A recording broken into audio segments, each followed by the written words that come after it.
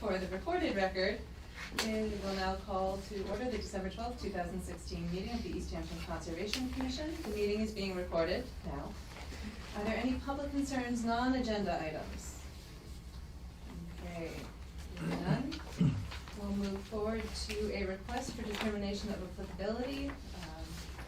Joseph and Stan McCoy for the construction of an addition to a single-family residence and septic system replacement at 11 Clapp Street. Who would like to talk to us about this? Come on up to the table. We can bring another chair up if anyone likes. Well, I didn't know that. Yeah, was one. gonna talk tonight. You can just have a seat. I'm Ron Warren, something like that. So, I guess Joe. the proposed addition is there's about 2 feet of one corner of the addition and clips the 100-foot buffer zone, which was established when they built the house. So This is the, this is a look that's provided. yeah. The commission did a site visit Saturday morning, so we, commission minus Mr. Buttrick, Okay. and I'm afraid to hold. So this is the buffer zone right Yeah. here, and this is the proposed addition, Mhm. and then you can see where it clips it right there. Yep. So, And there'll be a poured much- concrete foundation. Yeah, how much area do you need to go into the buffer zone to do the to foundation? excavate, very little, that particular area is not gonna require, most of the work is 10 just, feet or? if that. I really architect, he estimated 200. And you've got erosion control barriers. And then there's silt fence. And when are you hoping to do the work? You wanna get started tomorrow, right?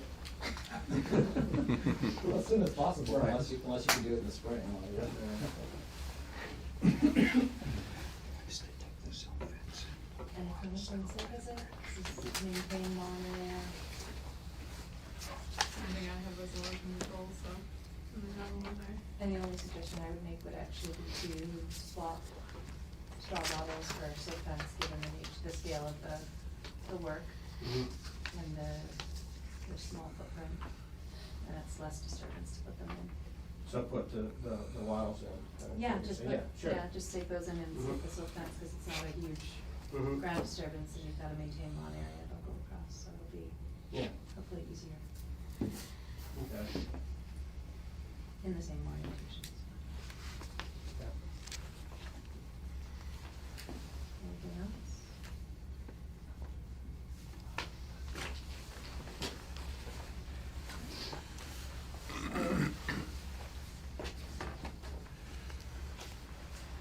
Anyone care to make a motion?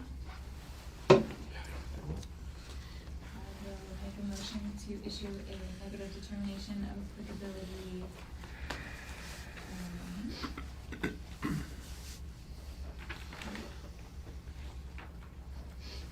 Three.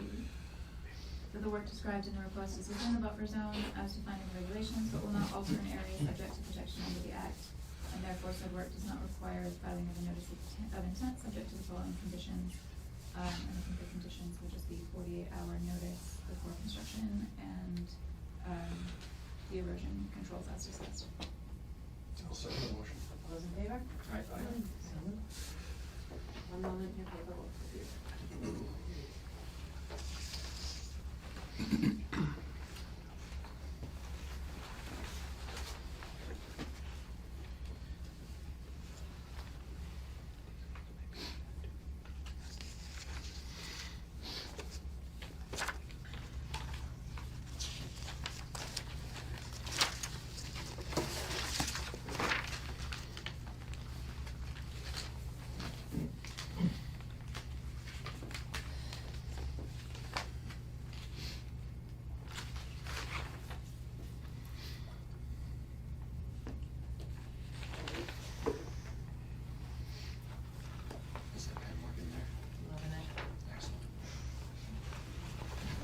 Black.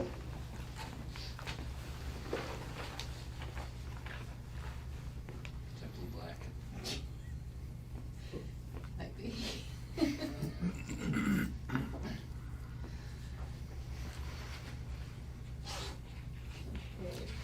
Sending this around for some, hey, that's really nice of you.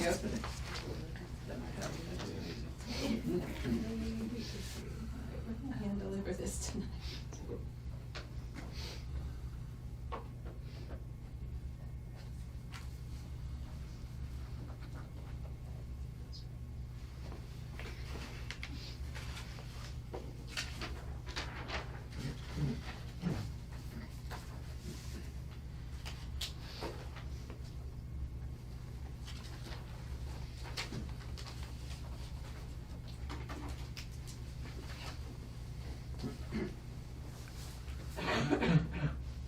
Oh, you too?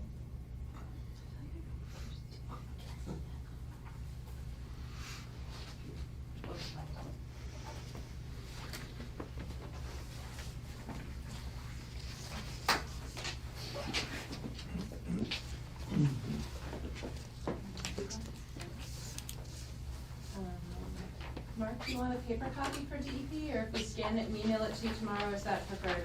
Scanning emails. Scan, so we just need one copy, I just want to make sure I checked it off and everything.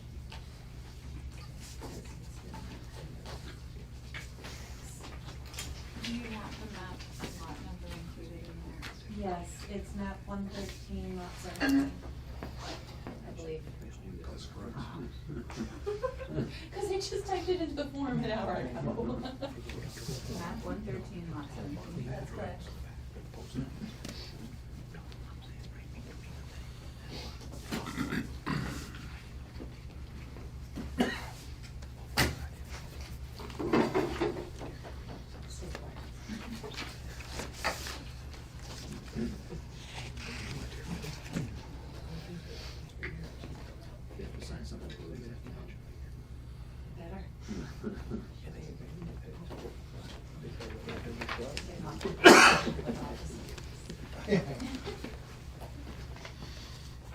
She imported that special heat fan, I think.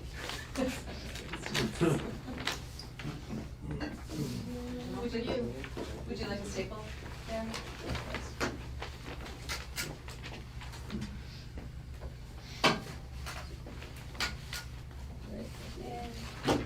Thank you. Thank you very much, guys.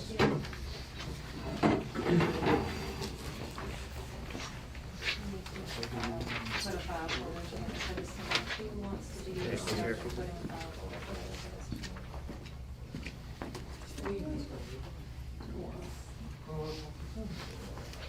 All right. Moving on to the notice of intent filed by Cumberland Farms, the construction of Cumberland Farms facility at 221 Northampton Street, map 114, lot 34, in the 100-foot buffer zone of BBW. This is a continuation of the public hearing. Good evening. Good evening. Could you reintroduce yourself for the record? We're Luke DeStefano with Bowler Engineering, Southborough, Mass. And I think at the conclusion of our last meeting, there were a few outstanding comments made as it related to a comment letter that was received just before the last meeting from DEP. And there was also a desire of the board and the commission to have a site walk, which I believe you held the following Saturday. I'm unaware of any additional comments having come out of that site walk. However, we have gone through, we've reviewed the various comments issued by DEP as well as a subsequent letter received from Doucette Associates. We've addressed all of the comments, we've resubmitted both revised plans, a revised drainage report, and a comment response letter, which I hope the commission has received and had a chance to review. If not, I'm more than happy to go through the various comments. And I think we do need you to step through the comments because there's a lot going on this site. okay, does everybody have a copy of the DEP letter? for the information that was resubmitted. Yeah, where's the pile of things?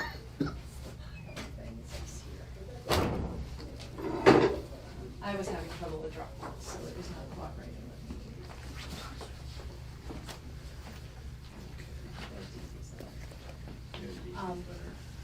It's only fair to point out that we have a DEP representative here. In general, Mark shows up every night. Do you know Mark?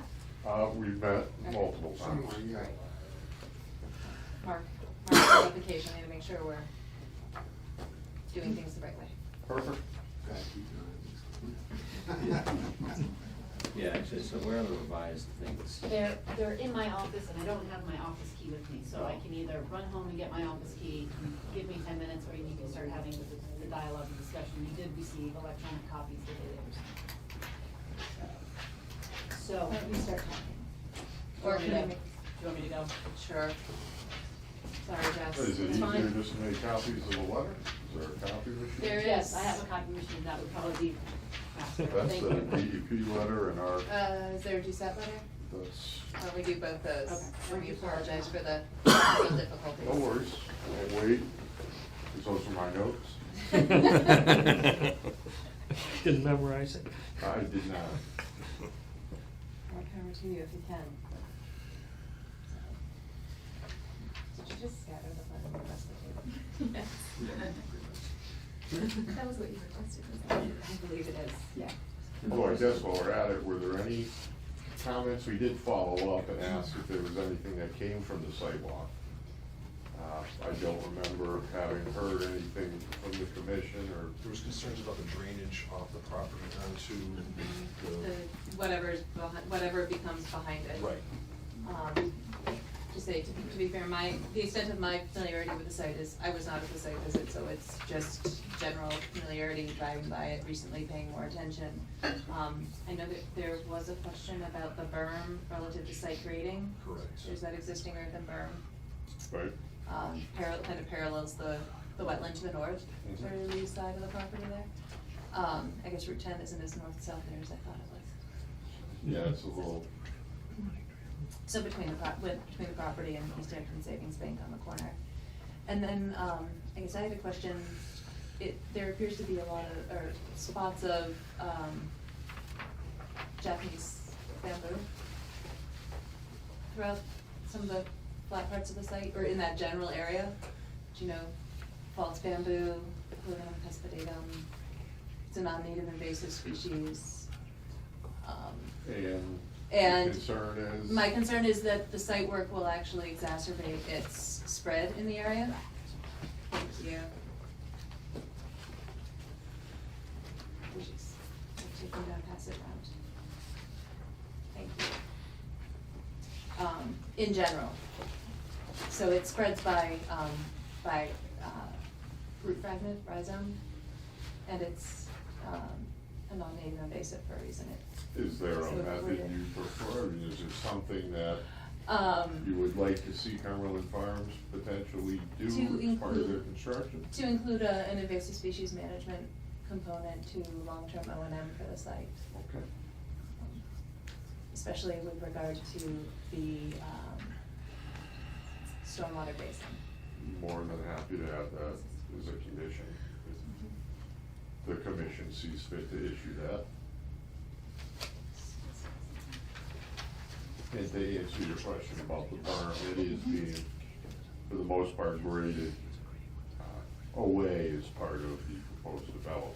I think we mentioned last time, we are taking steps as required to contain all stormwater for the most part on the property, and then ultimately discharge it at a much lesser rate back to what is ultimately the east or the rear side of the site.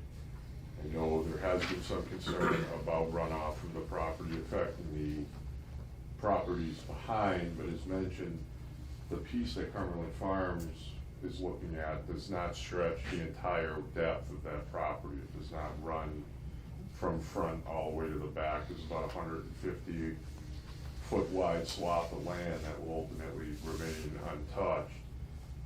Cumberland Farms is purchasing only about 2 acres of the roughly 6.3 acre piece of land that's there.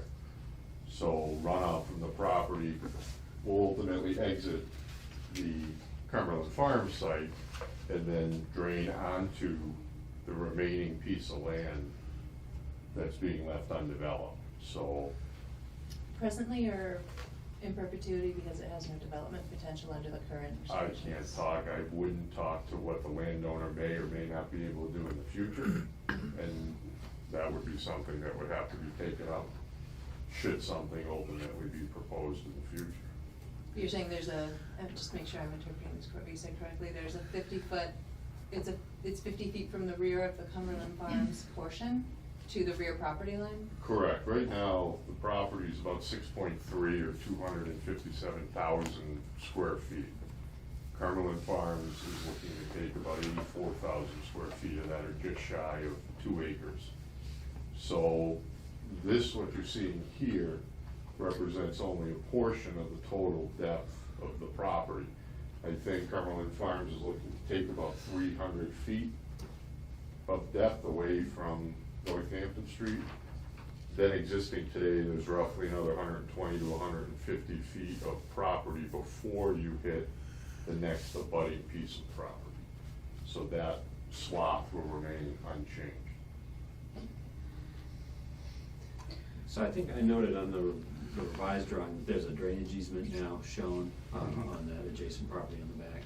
Correct. Yeah, and so that's a requirement of the stormwater management ordinance that there be that easement, so that is good. Who's gonna hold the easement? Who's the easement to? But ultimately, I guess, be granted to Cumberland Farms from the current property owner. So they would maintain that? Correct. Ultimately, it would be something that the landowner and Cumberland Farms would have to negotiate, but I would think it would ultimately be Cumberland Farms' responsibility.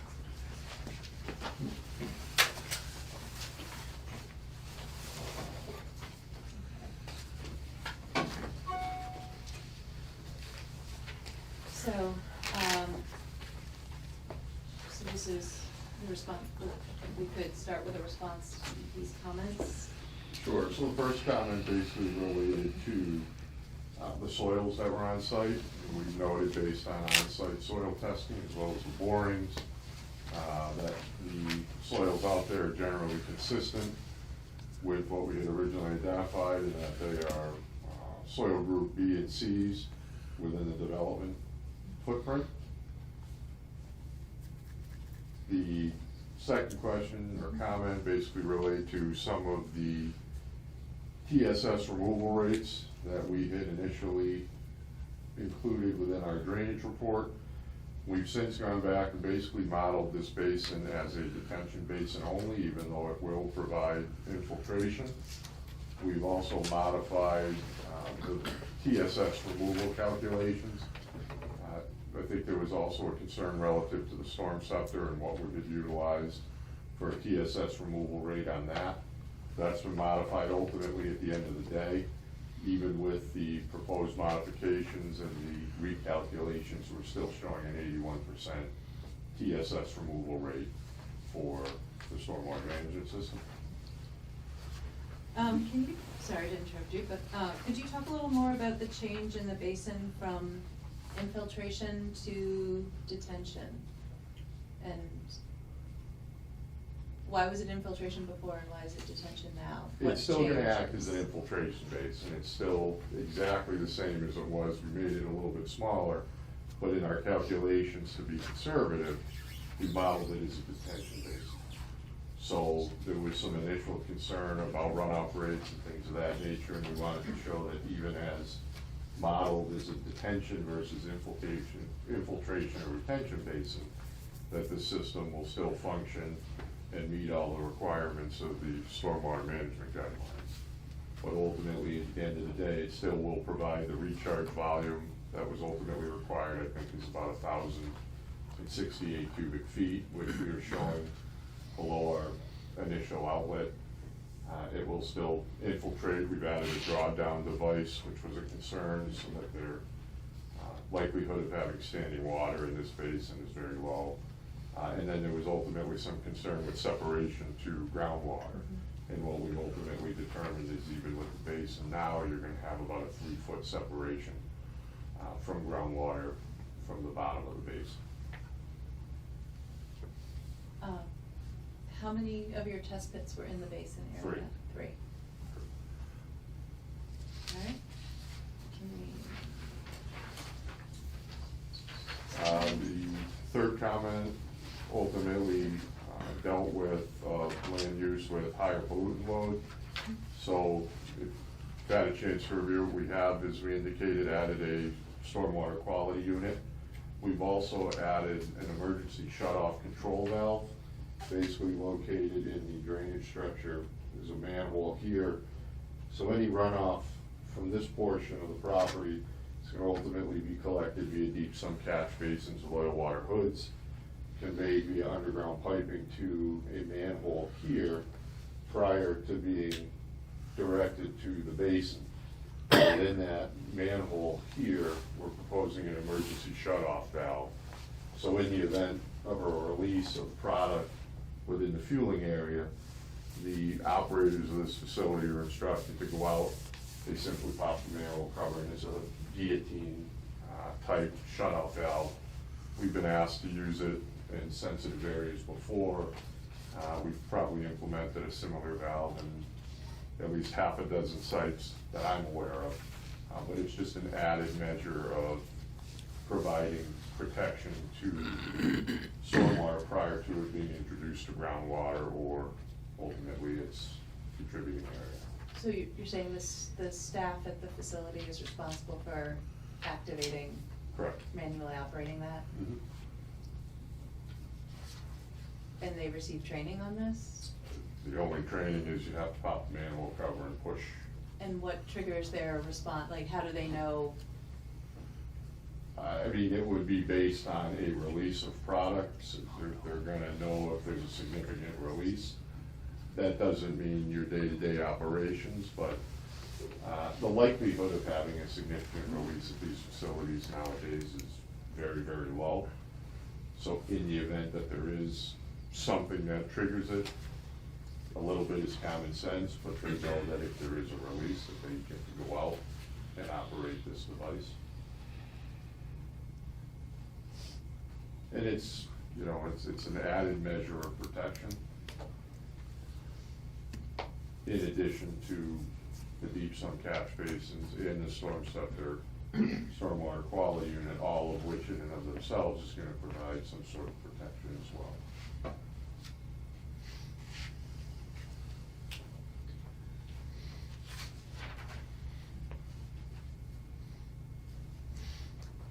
One question I had is that at the corner of the lot on the side, you know, I guess on the southeast side of the building, yeah, southeast corner of that lot, there's a catch basin, and the grades coming across the surface are pretty steep, and then I guess a 6-inch curve around the parking lot.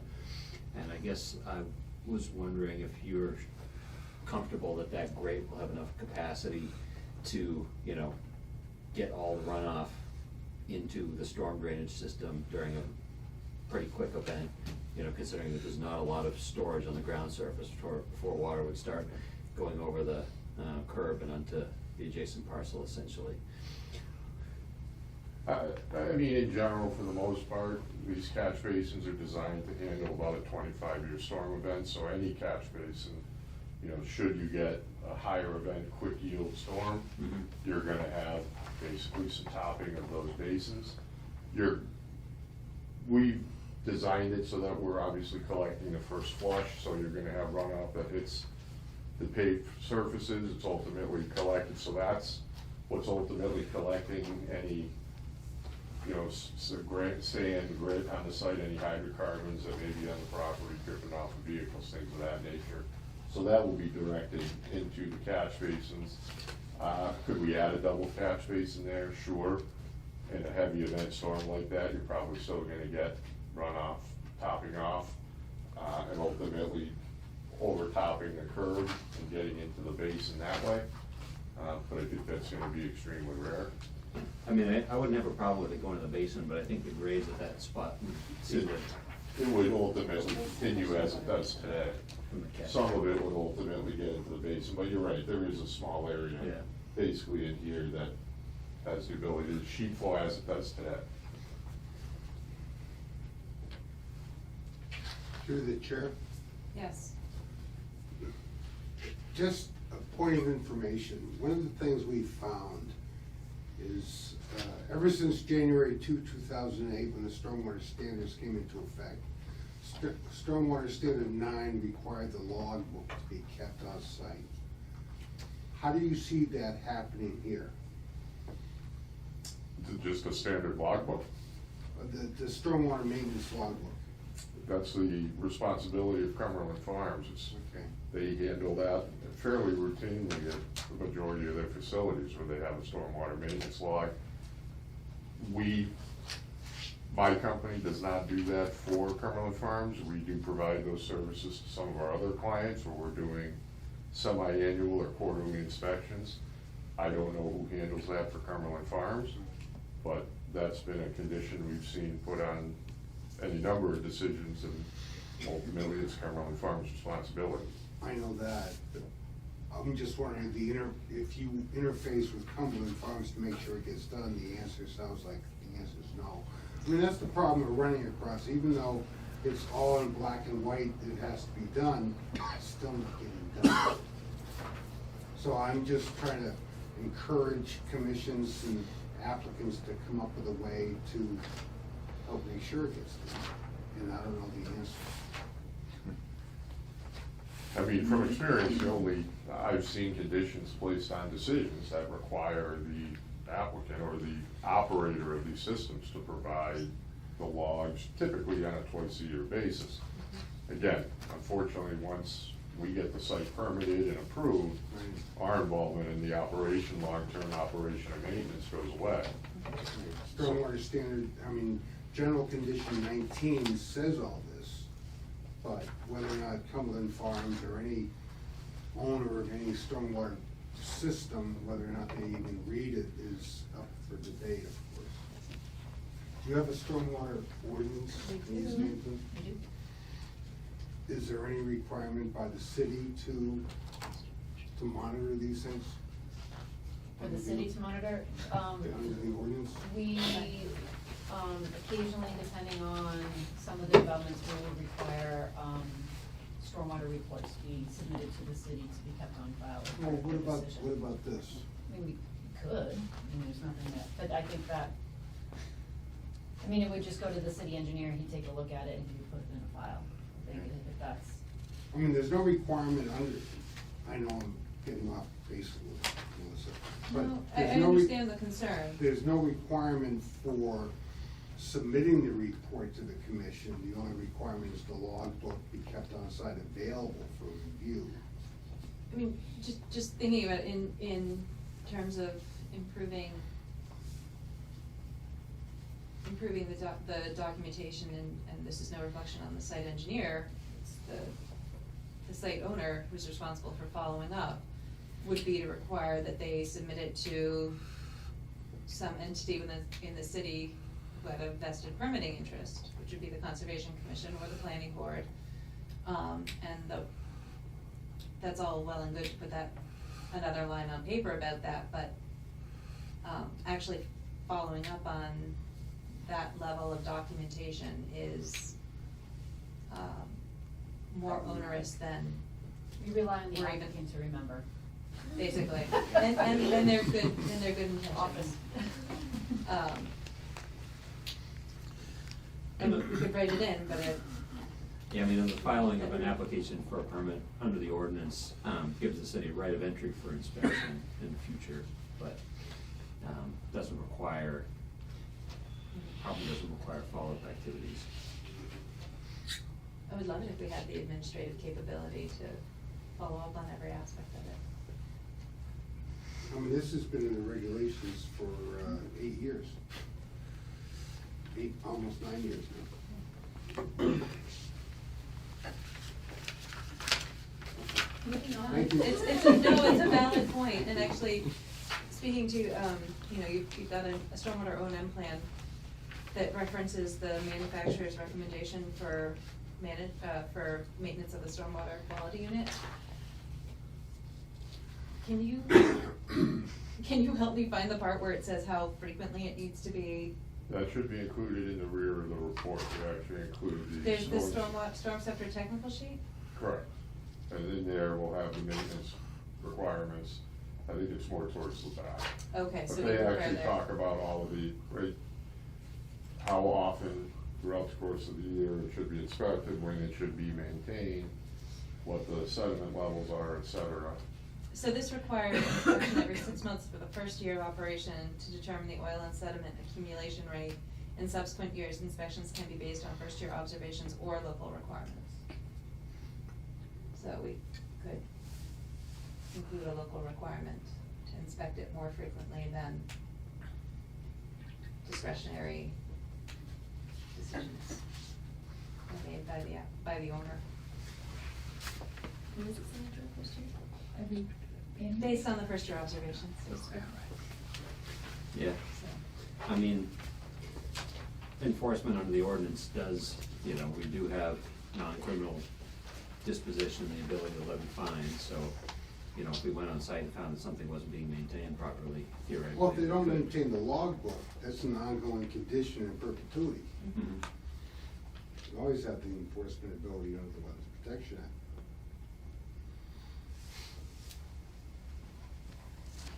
But it would be handier if the ordinance also had that.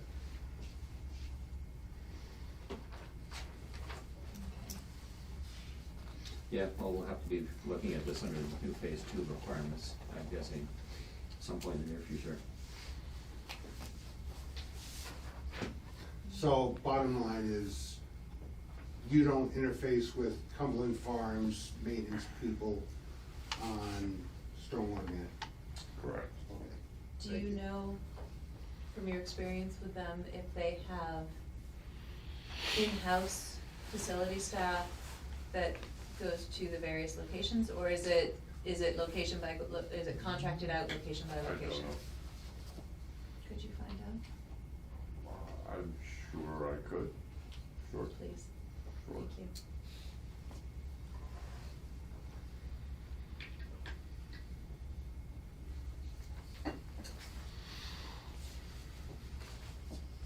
Could you summarize the point at which, or the storm event that would result in an overflow from the stormwater basin? I'd have to go back and look Or at. do you want to just go through this one and the next time with that, I don't know if we specifically identified what storm event. I know we have bottom of the basin at 179, we have our first outlet at 180. And So a foot of we have- water, we're basically, we have the ability before our first outlet to contain, it's somewhere in the vicinity of 1,068 or 1,080 cubic feet of stormwater within the basin before we hit our first. do you recall what kind of storm event that is? My guess is it's probably gonna be somewhere between the 25 and 50. But if you, again, had a chance to look at the report, you'll see that regardless of the storm event and what we have for outlet from the basin, we're reducing the runoff rates to the back of the property fairly significantly over the existing condition. And again, that doesn't account for any sort of infiltration that you're getting within the basin. And then the volume itself also does not account for any additional storage you're getting within the system up until that point. So you're getting additional volume within the catch basins, within the stormwater quality unit, within the manholes, within the pipe. So there's a significant amount of volume prior to discharge. And I think overall, the benefits of this system versus what you have today, which is effectively a site that pretty much runs untreated and unchecked into the wetland and into the abutting properties, I think this is a significant improvement over what's there. Granted, I understand it's not a developed site. I was gonna say, there's a whole lot But- more impervious area in this scenario. I understood. So,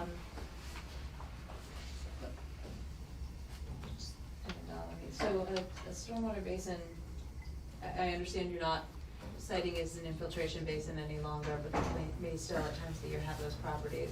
But it wouldn't have those properties if the ground is, how does that work when the bottom of the basin's frozen? Typically, it operates like The it ground would. is frozen. you do still get some sort of detail or some sort of infiltration, but these are designed, and it is New England, you do have that condition, and Mark, I'm sure that's something that's come up before when you have a frozen ground condition. But you still have volume contained before your first orifice, and then you also, in this particular instance, we have the drawdown device, so you're gonna have an added benefit. But similar to a situation where you might have gotten back-to-back storm events where you had a basin that hasn't had the ability to draw down, you're gonna have instances where you might have a basin that doesn't operate at 100% efficiency just because of either a frozen ground condition or a back-to-back storm condition. Here, I think we've taken all the appropriate measures with the drawdown device, with providing additional measures, additional storage, so that when you do have those instances, you're still gonna be getting the proper treatment prior to any runoff ultimately making its way. And what's also important to note is even if the site was undeveloped, you'd still have those frozen ground conditions where stormwater isn't gonna infiltrate back into the existing condition any different. So effectively, you're seeing the same thing. You'd have to make a basin significantly larger. Right. If you wanted to take, frozen conditions into. No, I just wanted to understand for my own benefit how that, And we run some of those calculations in the past, and it's a big, It's you huge. have to expand it quite a bit over its existing size.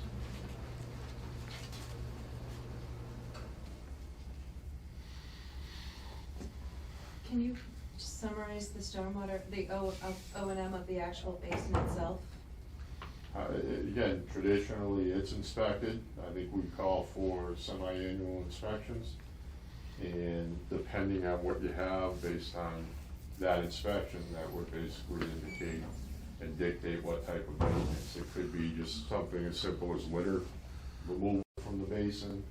It could be cleaning of the outlet control structures. It could be maintenance of the drawdown device. Again, it depends a little bit on what you find. Sometimes, more often than not, these things traditionally don't require maintenance after the inspections because the rest of the treatment train, they traditionally function a little better if they're maintained and operated the right way. To where by the time stormwater's getting to the basin, it's pretty much pre-treated and clean. And then obviously you'll have just your run-of-the-mill maintenance, making sure it's bowed and upkept in terms of just the vegetation in the basin. And what are you planting, what is the seed mix for vegetation in the basin? I'd have to go back. Basically, it's just, we have a detention basin mix, or a infiltration basin mix. It's in our details that we provided. It's also identified in the drainage report.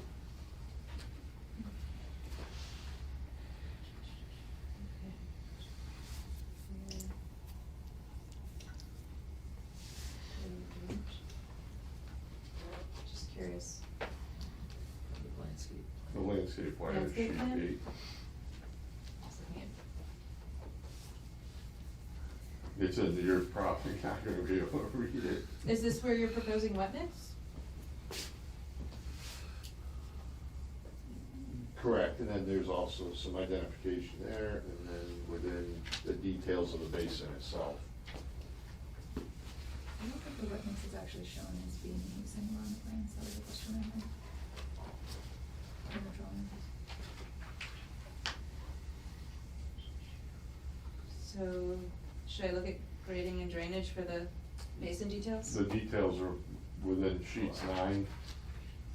I think, I don't know if it's 9-1, 9-2, Mhm. 9-3. And is there, again, if there's a specific mix the town would like to see used, let me know, we'll add it.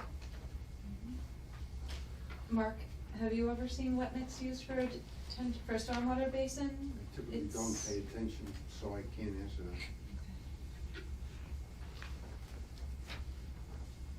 That's not it. Oh, good gracious. All right, so I guess I'm just curious as to why wet mix as opposed to like erosion control mix for moist sites and detention basins, as opposed to Again, only, if there's a specific requirement or a specific mix you wanna see used, let me know.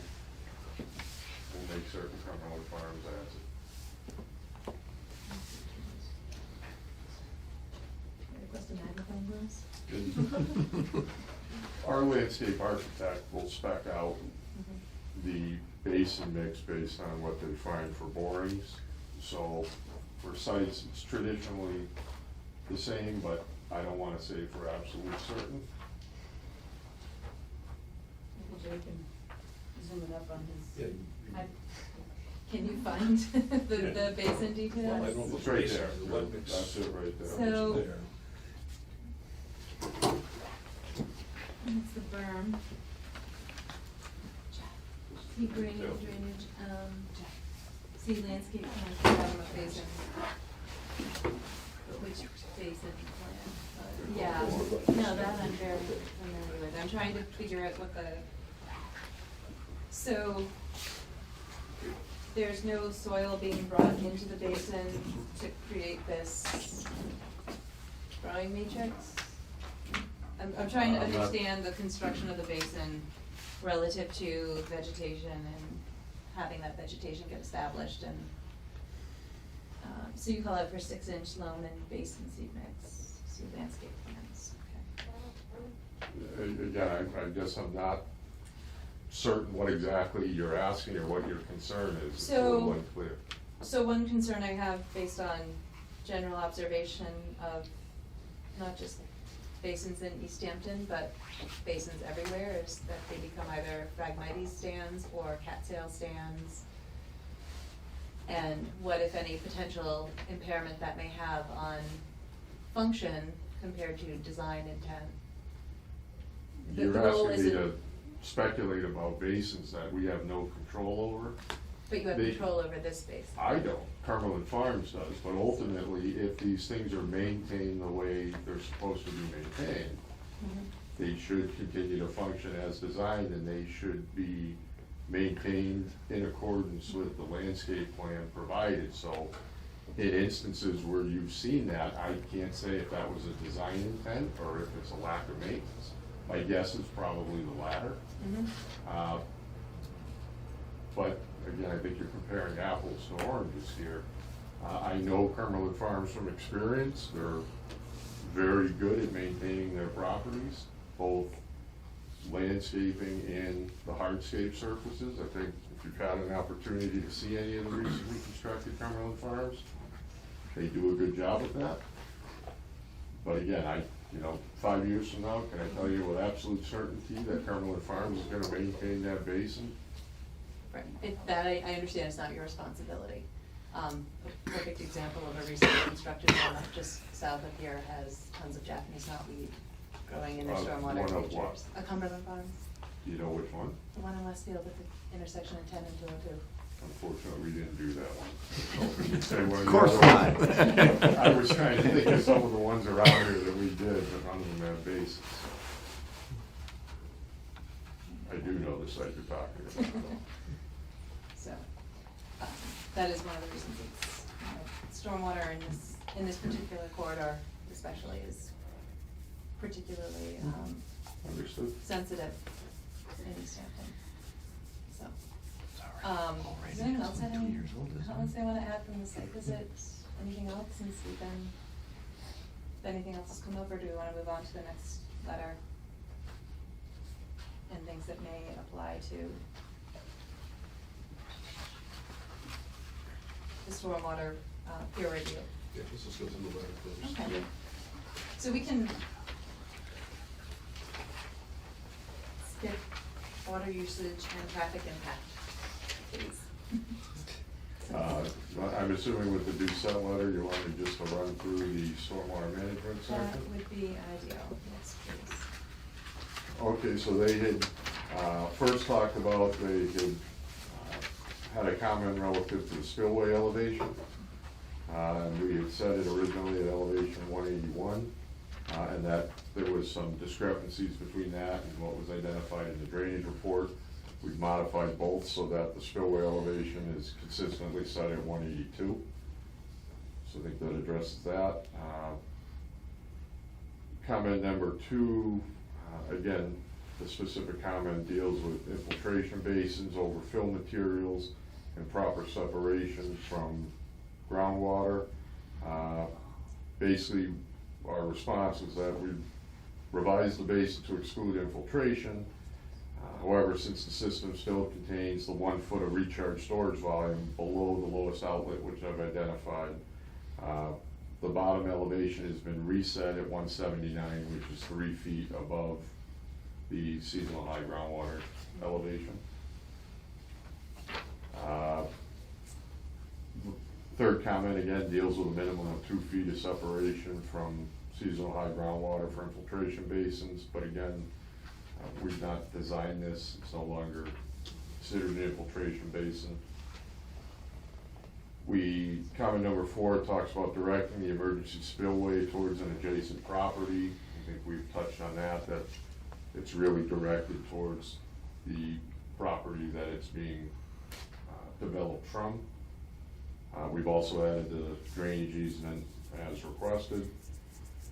The 5th comment dealt with a monitoring well being requested within the basin bottom, which we've added and show in the new details. Comment 6 talked about infiltration basins and the requirement that anything at the top of the basin be unimpeded vehicular access around the entire basin perimeter. We show an 8 foot wide access lane to provide access for maintenance. There was some discussion about the need for a 15 foot wide access lane, but for a basin of this size, you're not gonna see any heavy machinery out there. It's more or less a lawnmower and, you know, potentially a bobcat or something similar to that. So 8 feet wide, we feel is more than adequate to provide access. Question, does that criteria change for detention basins as opposed to infiltration basins, or is it just basins in general? I think The recommendation? I think their comment was relative to infiltration basin. I think we still need to provide maintenance. Right. No, 15 feet seems, Mark, is that something you're familiar with? Say that again now? It says, the comment is Mass DEP Volume 2, Chapter 2, design criteria for infiltration basins requires that the top of the basin must provide unimpeded vehicular access around the entire basin perimeter, and that the access area shall be no less than 15 feet. That's wide, pretty wide, yeah. And that's, I mean, it seems to be a quote from, I'm not a citation familiar from with that the- specific citation. okay, I think we're all on the same page that seems very wide, Yeah. so I have no issues in that regard. I wondered if that was a criteria you were familiar with. No. Okay. Comment 7 dealt with the request for a drawdown device, which we've added. The comment 8 dealt with one of the cross-section details that we have provided, and an impervious core detail. And the impervious core detail is for the fill embankment only, not required on the quote uphill side of the basin. We've added some notes to the details relative to the installation of that impervious core to prevent erosion and sedimentation. And we've added an additional row of soil erosion control measures to help prevent that as well. Comment 9 talks about the SWIP, and a final copy of the SWIP will be submitted to the Planning Board or Conservation Commission at least 2 weeks prior to the start of construction. Comment 10 dealt with a mounting analysis, which is not required for the project. The basin only utilizes detention to attenuate the 2, 10, 25, and 100-year storm events. And then the site plan calls for a 4 foot high chain link fence. DUSET recommended a 6 foot high fence. I think in this particular instance, or we feel in this particular instance, 6 foot high fence is probably unnecessary, with the maximum water depth being a foot at any given time. But I'm not gonna squabble over 2 feet if that's something the board or the commission feels very strongly about. 6 foot fence it is. It's not really an interest of the That's be under planning board. Yeah, I was gonna decision. say, That would be that's really planning not board one of the interests of decision. the act, I agree, I would defer to planning. It's more of like a safety issue in terms of people accessing the site, so that's gonna be under planning board So jurisdiction. don't expect a comment from us. Okay. Mounding? Mounding analysis? Sorry. Again, we Did don't. you just say that? I'm sorry. Yeah, we don't. Oh, yeah, you did. Sorry, I was reading it while you were moving on to the floor. Okay. And then the rest is? I mean, this, the Doucette letter was directed to, or was part of the planning board process. We resubmitted it because there were some issues with stormwater. And we just wanted the commission to have the full story, for lack of a better term. Thank you. You're welcome. What is the most current revision date of plans for the project? Whatever that one is there, I believe. So November 22nd? Is That's the one. match? Okay. Those are the ones that Although there that's the might date that have, I've seen. you might have seen a new set that came out. We got traffic comments back between the time we submitted to the Concom or resubmitted to Concom and what we resubmitted for the planning board hearing next week. So what? However, the plans didn't change. They were basically just comments that we added Okay. that were based on the additional traffic counts that were taken. Unfortunately, our traffic engineer couldn't take counts during Thanksgiving holiday week, so they had to postpone things. So it was nothing that affected the site plans that you would see. So that set right there hasn't been changed. But the set that I received today for the planning board is different from what was received for Conservation Commission for the plans? It or might the have a same? different date, that's it. They have the same revision date, that's why I'm asking. Okay, then we didn't change it. Okay. Sometimes we will, just because when we resubmit, we Okay. change.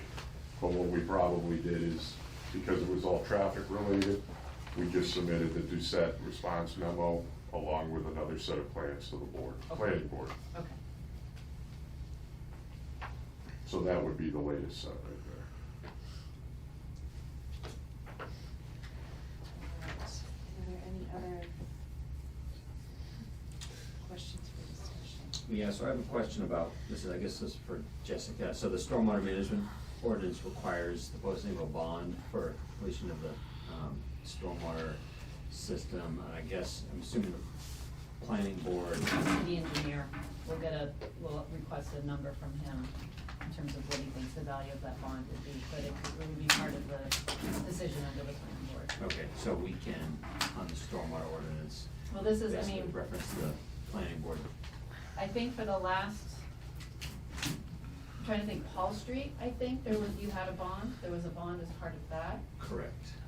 That was the covenant of lots, it wasn't an actual letter of credit or anything like that, he was doing lots, but it was combined, it was for stormwater and it was for some items under the planning board decision as well. Right. I think Yeah. that's the last time we've had kind of a project where there was a bond where both boards had money in it. Right, and I would think that that would make sense in this case also.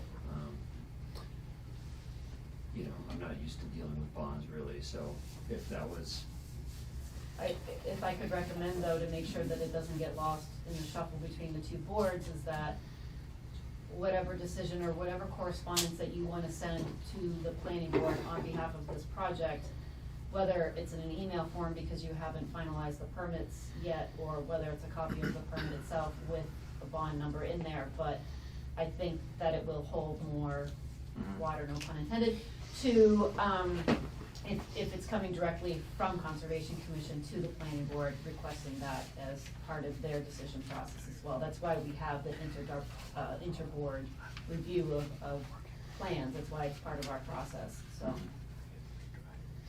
okay. So if we were, I guess, so we don't have a number now for what the value of construction for the stormwater management system would be for that. I mean, you could ask him for a preliminary number, but we would wanna make sure that the city engineer is the final. Right. So do you have an idea for what the, cost of stormwater improvements would be? No, I mean, I could give you a ballpark guess, but I don't wanna be way off in one direction or another. I'm gonna guess it's gonna be somewhere between $50,000 and $100,000. Mhm. But again, that could change between now and when they ultimately go to construct this thing. So who has the final say on that? To develop the I mean, I guess, let's see, I don't know if we could close the stormwater.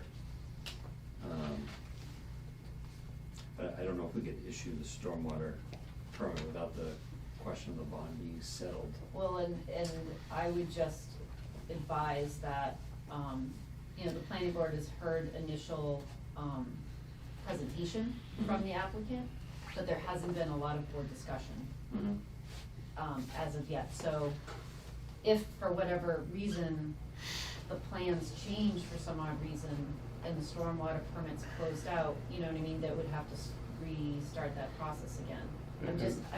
I don't know if that's gonna happen, but I just don't wanna shut the door on one permit while there could be changes that happen under review. board. Understood, and at some point, if the applicant is willing to take on that risk, then that is That's true. that's That's their true. right to do that. I guess one thing I would like the opportunity as a board to do is to review draft conditions, From the planning board, you mean, or from your own? from our own. Okay. In a public forum for Mhm. discussion purposes, which I don't have ready at this moment. But I guess I wanna, I think it's important to work out the stormwater details. But I'd also like to know if there are any other questions, comments, concerns from a Wetlands Protection Act perspective from the commission before opening it up to the public. I'm just a concern about the removal of the berm. You said you're gonna remove it, but you'll leave some portion of it there, or? Well, I mean, we're ultimately grading the site so that all the stormwater from our site, for the most part, is contained within our site. Okay. So, I don't think the ultimate elimination of that berm has any negative impact, which I'm guessing is your concern to the wetland areas. Yeah, to it's the north. right on the edge of the wetlands area. It looks like it's made out of gravel, which looks like it's not gonna grow anything very well, so. Yeah, Very we're good. effectively, all of the paved portions are gonna be completely curved in, so we're, containing that runoff there, and then it's just this area here, but I think that berm basically starts somewhere in here and runs back. So, most of it is being graded away, but there are some areas that, if you're able to see here, that's our limit of work. So that berm that sits in here, a lot of this area here, we're not touching. We have to match those grades, that limit of work on it. The only other weird thing was there was a pipe in the site, is it not on the site, so the Cumberland Farms is gonna purchase, but coming out of the side of the hill behind it, that didn't look like it was coming from anywhere other than the site, so. Did you take a picture? Yeah, but it's like a little 6-inch. Of course you did. Yeah. You had to ask. A little 6-inch. PVC? Probably PVC foundation blue frame pipe. from the old. And where roughly is It that was on the pitching site? down, it was off the site. Oh, It's in the drainage area where basement? the drainage easement is. It's on one of those hills. In the back towards the industrial drive. No, I'm cheap. So the- Could you tell me, Sheet, do you know what sheet the 5. drainage easement is shown on? Sheet 5. Shown on sheet 5. G- It could be on. CFG05? Yes. Correct. But somewhere back there. Is there something that's not showing up on this PDF? Or when this was, so it's kind of pointing to space. Well, it's ultimately because it hasn't been defined yet. At what point will that be defined? The stormwater ordinance just requires that easements be recorded at the registry of deeds before a certificate of compliance can be issued. I mean, I'll say from the And what's the- planning board's perspective, they're gonna want more details on the drainage easement. I think right now, how it's presented, it's a little bit too gray.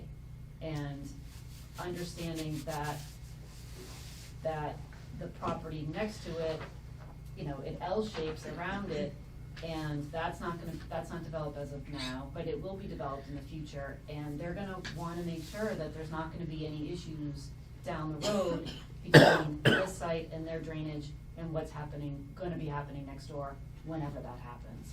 And so, you know, I think before you come to the planning board on the 20th, some of those details are gonna have to be presented, I think, on that drainage easement and how it's intended to work, and a little bit more of just the legal side of it. They're gonna have some concerns. Any other questions from the board? I'll open it up to comments from the public. Okay, maybe there are. I had a concern about the erosion controls. At least on the last plans that I saw, they were indicated just as straw wattles, and in contrast to the previous site we were discussing, I think that perhaps they should be beefed up to a silt fence, given the steepness of the slope into the wetland area, at least on that north and east, sort of north and eastern boundaries. That's, I think they're indicated maybe as a double straw wall. It overlaps. No, it just yeah, overlaps. traditionally, it would be silt fence in the. I'm sorry, what was that? Traditionally, we would have silt fence along the north, and I thought that's what the plan had called for. I didn't. Silt see it. fence and then straw wattles in areas where we got, you know, paved area and you can't really attend to. So there's a double row of staked straw wattles, at the outlet structure, in the bottom of the basin, it looks like. And then it just, around the perimeter, it looks like a staked straw wattle. And then provide additional row of staked straw wattles for basin construction, but I think I agree that straw wattle and silt fence, given the scale of disturbance. And is there a specific reference to a diameter for the wattle? There should be a detail in there. There's a detail, I don't see a diameter. I see how deep the stake is supposed to go. We'll add it. Okay. If you could tell us what that is, that'd be helpful. Or an updated detail, or some reference. Or maybe it's in writing that I need to. No, that's okay.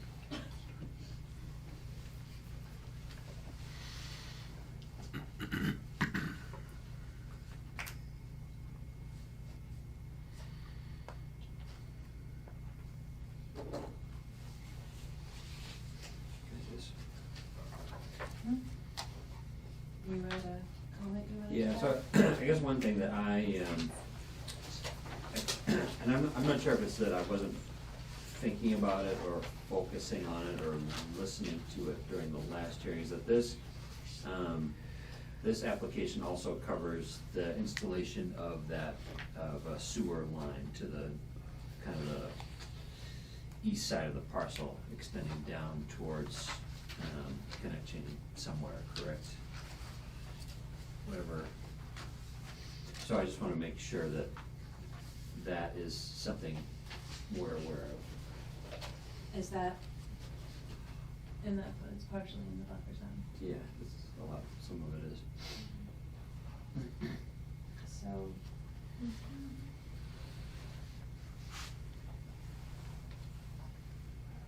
There's a sewer connection. So I guess,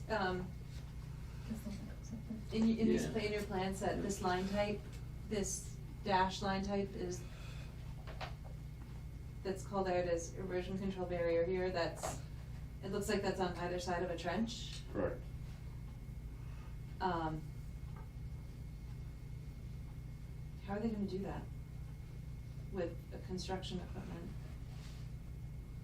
It just seems very constrained, and I mean, they're installing just a simple, I believe it's a 6-inch sewer line. That's, I mean, they'll dig a trench, they'll have the erosion control on either side, but it'll be a little wider than the trench.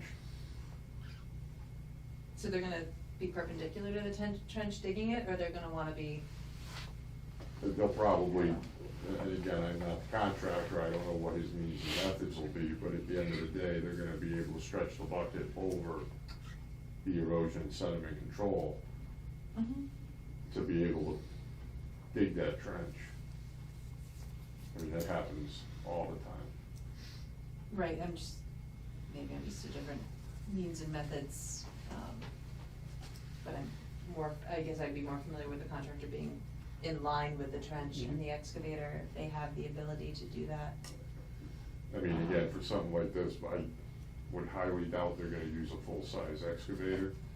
But, I mean, it's possible that they're gonna have an arm long enough to where they can be on the down gradient side, stretching the bucket out parallel to the direction of the trench, and then adding soil erosion and sediment control as they go. You said that's a 6-inch line? Again, I'd have to look, that's what I thought it could be a 4.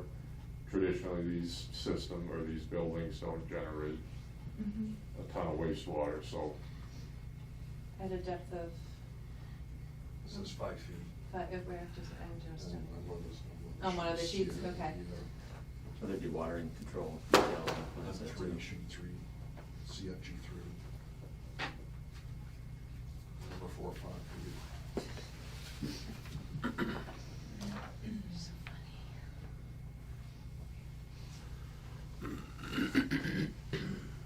deep sewer trench.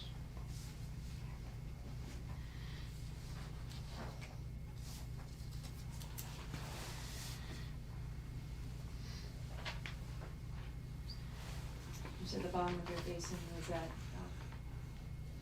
do you based on the depth of the trench and what you know of seasonal high groundwater, do you anticipate encountering groundwater during construction and the need to dewater the trench? I mean, my guess is the groundwater elevation is gonna be consistent throughout, and the trench itself is probably gonna be 4 to 5 feet. Do I think they're gonna hit groundwater? Probably not, but could they? Certainly. Potentially.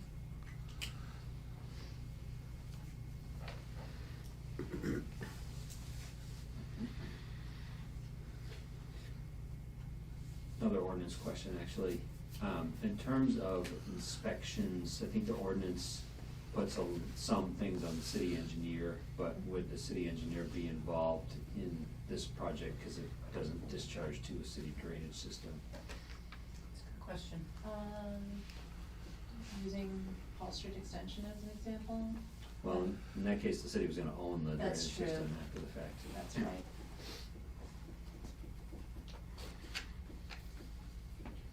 So what role would the city engineer play? Right. Who would be inspecting periodically? I mean, I think because the city engineer is a week, he's been here a week, so I can't give you a sense of what he plans to do or not do. Let's find out. So I think if the commission has specific questions for the city engineer regarding this project and the stormwater side of it and the stormwater ordinance, which I'm sure he has not memorized yet, Yeah. then, you know, if you wanna put it all in email to me, and I will forward to him, and then we can get that line of communication open, and if you need him to attend the next meeting, if his schedule allows, he can be here to answer questions directly. Will you do that? Sure. Okay.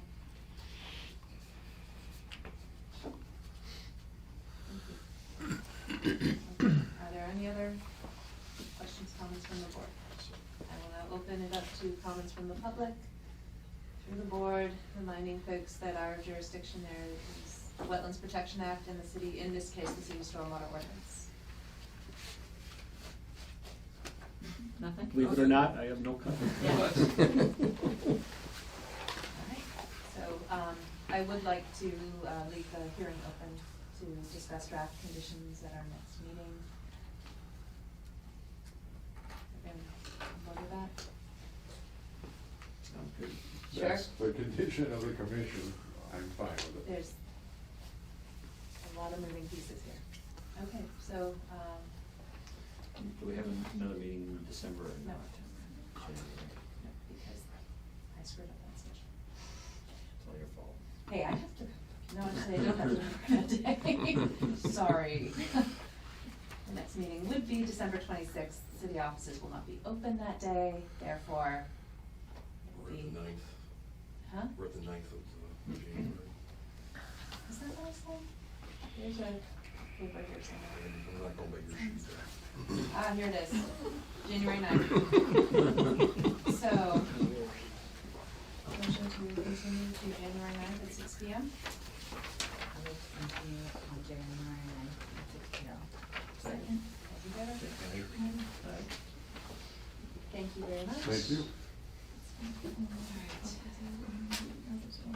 What's that? I'm not really sure exactly what all of We'll bring the book next time, okay? Just a little. You're supposed to introduce a motion and then open it up for debate and discussion and all that sort of stuff. And then- Okay. Moving on. One moment while we collect ourselves here. These are the minutes. That's not gonna help anybody.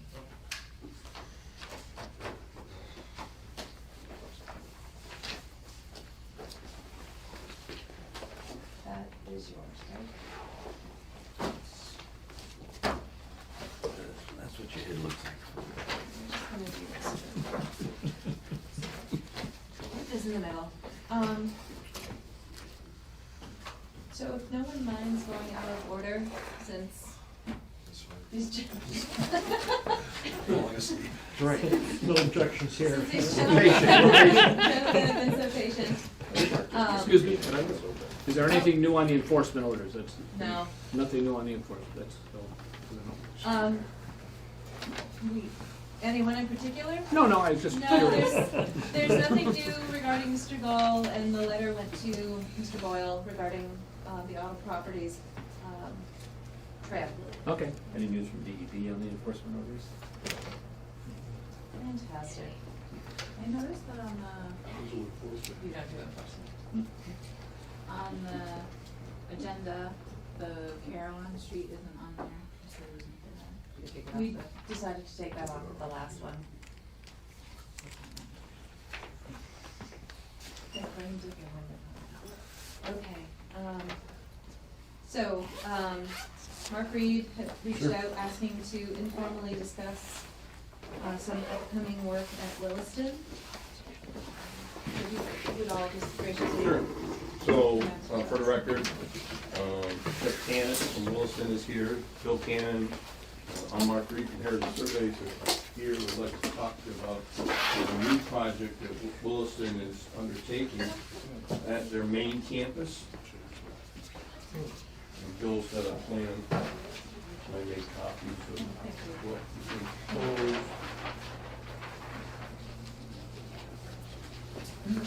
So you also, the mini version is probably this one, we thought we'd just bring over the, bring a larger plan over so that everybody can kind of see it. Had one for Jessica. Where did I put it? I think that. No, it's okay. Just kidding. Give you one. Yeah, here. Yeah, Jeff. Thanks. What do I need to know? So, this project in itself is 99 point, Can you orient us a little bit Sure. here? okay, so, Park Street, Park Street's here, library, library, the Reed Center, pond, and the pond is here, and the bridges. and the bridge is right here. Okay, Right much there, better, okay? thank you. The bridge being the new bridge. The existing bridge, Oh, there's an existing bridge. there's an existing bridge yes, that connects the campus I'm with you. to the Not athletic the facilities. trails, right. Athletic facilities. Yeah. Different For project. that. So, just one other thing, Okay. as you're looking at this main quadrangle, there's the loop road that enters in at this point right in here, goes into the site, and then kind of comes around a horseshoe and comes by the admission center. Is that changing? That's existing, Yes. so that's an existing Oh, loop my. road. Yeah, so I'll let Mark. Yeah, right. So And that's there's what it- Nothing in there. And I was gonna say, Right. that's new. Yeah, this whole, this is all open space, Where's the line? between all the lion statue is down here. Right there, Got it, Down here, Okay. this is the existing flagpole down here, right? right. This- okay.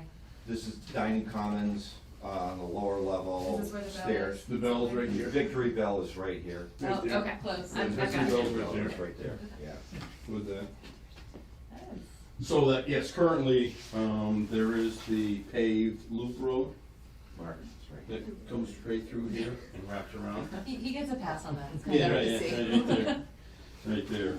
So Payson Avenue Okay, is where you're sitting, Melissa, yep. for reference for that. That's right. So that, Wilson is proposing to build a new 13,800 square foot science building, which is shown on the plan, which is between the Reed Center and the administration building, just off of Park Street. What is being proposed, and we've been working with the city, with Jessica on the project in itself, and with the fire department and public safety, is it will eliminate this existing paved loop road through here.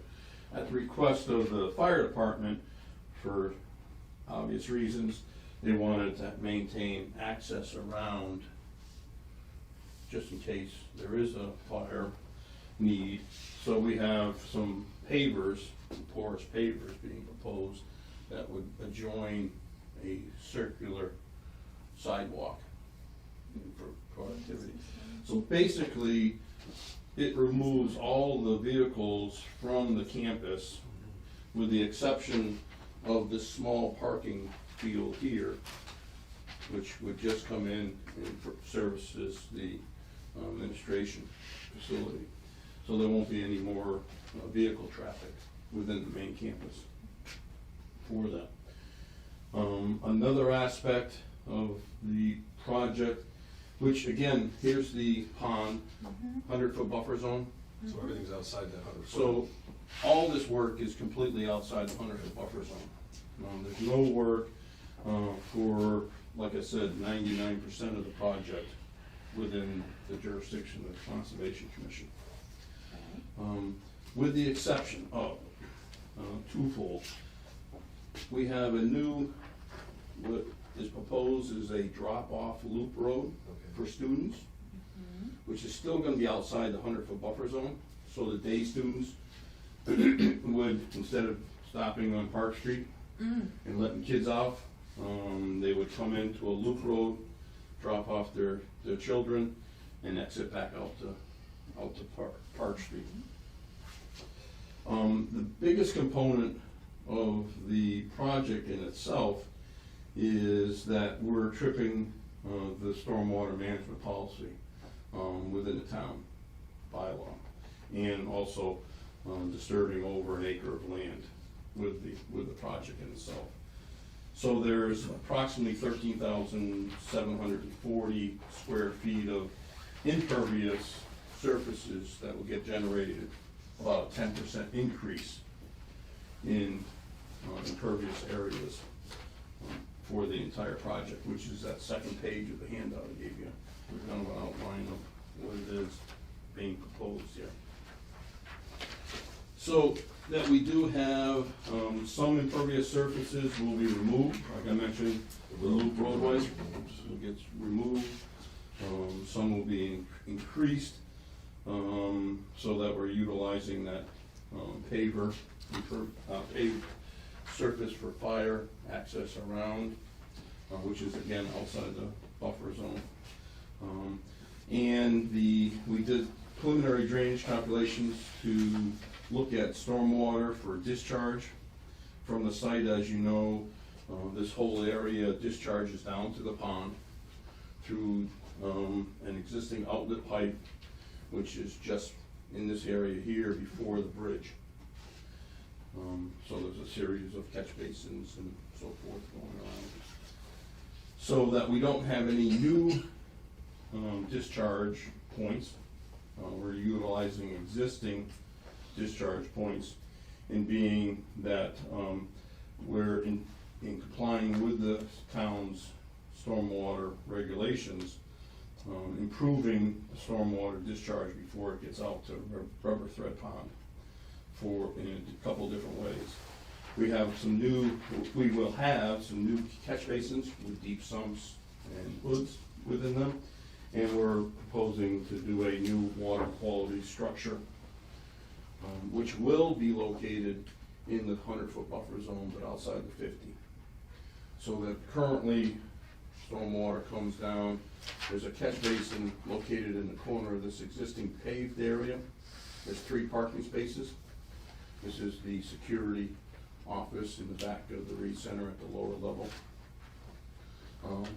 So this is an existing paved area. The only work being proposed in the 100-foot buffer zone would be a new connection of a drain pipe that handles the runoff from the drop-off loop road into the catch basin, and then the installation of the new water quality treatment unit, which will be just right in the lawn area outside the 50-foot buffer zone for it. So, as I said, the 99% of the work is outside the buffer zone. The only work would be the installation of a new storm scepter, because it's at the lowest point. If we put the storm scepter outside the 100-foot buffer zone, it doesn't do any good, because you have stormwater conveyance and it won't be treated Right. to meet the standards. So we have to put it down here at the lowest point. And that's all maintained lawn area. And that's a lawn area now. Yeah, it's all within lawn area, with that. The connection, the physical connection from the catch basin across the paved area is currently paved. It's gonna be excavated, trenched, backfilled, and repaved within the buffer zone through here. And by virtue of the improvements, we're improving the stormwater discharge that currently is discharging to the pond. The roof runoff from the new building itself, from the 13,800, will be infiltrated into a series of leaching catch basins.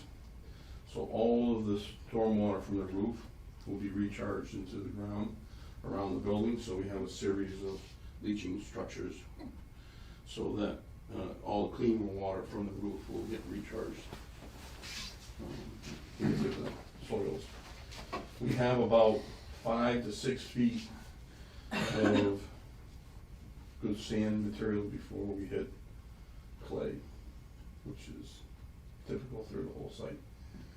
So we got about 5 or 6 feet of good sand and gravel overlying clay, which is most of downtown East Hampton. Only 75 feet. Yeah, right, it's Only 75 feet. 75 feet away? Oh. Yeah. Another component, which, just for your information, like Wilson has done in the past, they're gonna be doing a series of wells for geothermal heating and cooling for the new building, which of course is still outside the buffer zone. But that's another component to the project. We've been, Bill and working with Jessica and so forth of going through the processes that we would have to do. The building in itself is exempt because it's an educational facility. So it won't be going through the planning board for site plan review. So administratively, the stormwater would fall To to the you. commission? Yes, Okay. so that's why we wanted to come in and meet with you, because yes, administratively, it falls to you. Well, it falls to the city engineer unless there's a permit in front of Conservation Commission. Right. But a request for determination of applicability, if that's what it would file, is not technically a permit. Well, if, It's like in the first paragraph, Dan can read it. But, you know, where it No, I'm, falls, it's, so. seriously, Yeah. I mean, I wouldn't want to, when a project does not require review or permitting from the planning board or Review or requires. permitting. Hmm? It says review or permitting. Yeah, when a For project planning does not board. require review or permitting from the planning board, or requires review or a permit by the Conservation Okay. Commission, in addition to Never mind. review or permitting from the planning board, the Conservation Commission shall administer and implement this ordinance. it's not at all confusing. Okay, Right, so that's why, when we read the same thing, we came up with the same analysis, yeah. Yeah, that okay. unfortunately you are the, No, you're doing. that's fine, I just wouldn't want entity. to, I wouldn't want to cross administrative. Right, right. To be a person Purposes. on what was Protection Act, Otherwise, we had We've no other done place standalone to, before. yeah. No, that's, get plans. We talked about it ourselves and we kind of agreed, but we didn't think that would fly. Mark, did you want to tell about the existing systems in this area here where we're juxtaposing some catch basins? Yeah, I mean, you know, there's more detailed plans that we're working on to upgrade the existing catch basins within the site itself, which will be all part of the plan that we submit to the commission. So there's a lot of structures on site that don't meet the requirements of a 4-foot deep sumps, which will be upgraded as part of this project. And also trying to utilize some topographical features on the property to create some lower depressions and some areas that could act as a resource recharge area on the site, which is, again, outside the buffer zone, but. and this So, is, so the only real work would be these two components relative to the RDA so filing. you'd be less than 5,000 square feet Oh, yes, and more than 50 feet from the back? Correct. Okay. yeah, we're gonna be over 50 feet, and well under 5,000 square feet. It's comes out to be 780 square feet by the time you put the storm scepter in and a trench Mhm. within the buffer zone, so under 1,000 square feet. So, I think that falls within the, range that we can review under an RDA.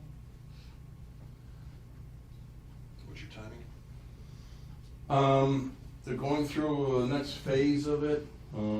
It's probably gonna be a springtime, Yeah, you know, yeah, filing, we just finished design development drawings, and they're being priced, well, the drawings are supposed to be issued today. They'll be priced and it'll go to the trustees in January, for a final decision to go ahead at this point or not. Yeah, one of the options is whether the loop road would be a component of it or not, depending on costs and so forth, so. So Bill's met with public safety, DPW, Joe Pep, and the new town engineer is Dan Murphy. Dan Murphy. He was from South Hadley.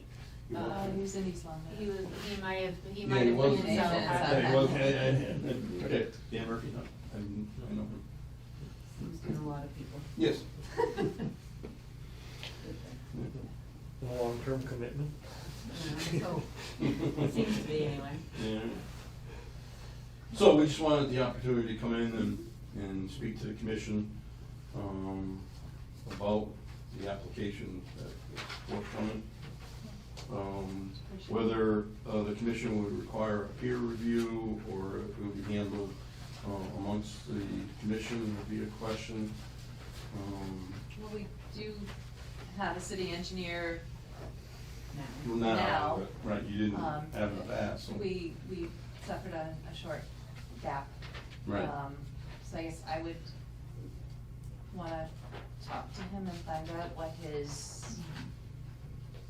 where his strengths lie, and Yeah. if he is confident in his abilities to provide that review, then Mhm. I would be more inclined to rely on those services than put it out to peer review. Right. Okay. Yeah, I think, I only feel the need to go to peer review if something's really, challenging and tight and everything like that, so, yeah, we'll see what this looks like, but it doesn't seem overly complicated or anything. Right, okay. And Jeff, does the facilities handle the stormwater O&M? Cleaning Yes. of all the infrastructure and? Yeah. So we heard what comments that Mark made earlier. Any new stormwater infrastructure? Yes. In terms of the geothermal wells, I know DEP, is that just a filing with them or It's is a it a permit? registration. You just Anything in the register? ground, Yeah. they wanna know, just so they know where they are. Right. That's Yeah. all. Is this a zone 2 here? Is there something about, I think this whole part of, like, is there something about everything, like- geothermal wells in a zone 2? No, it's geothermal wells anywhere. Oh. Yeah. I don't know if there was something about the. Yeah, but, and these are closed wells. I mean, we wouldn't be able to do an open well in East Hampton, especially on that site. But we did go through it. We did a dormitory. The dorms on Main Street Yeah, and facing out Directly across the street. yeah. Jeff, so we went through that process before. How deep do you have to go, just out of curiosity, to fuel a building of that size? Center of the earth. Very, very deep. Yeah, Like we're. 300-400 or deeper?